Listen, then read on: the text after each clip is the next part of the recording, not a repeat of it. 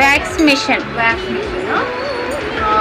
Powder కొంచెం powder ఇవి అంటే పౌడర్ వేయడానికి న్యాప్కిన్స్ అగో ఒక బౌల్లో కొన్ని వాటర్. అది ఎందుకోసం అంటే క్రీమ్ కోసం. స్టిక్స్ స్పూన్స్ మన ఇష్టం. అంటే ఎక్స్ట్రా పడదు, కరెక్ట్ పడుతుంది. పైకి పెట్టు, ఏం కాదు పెట్టు. అప్పుడు నేను చూసినా కదా, ఇదేం లేదు.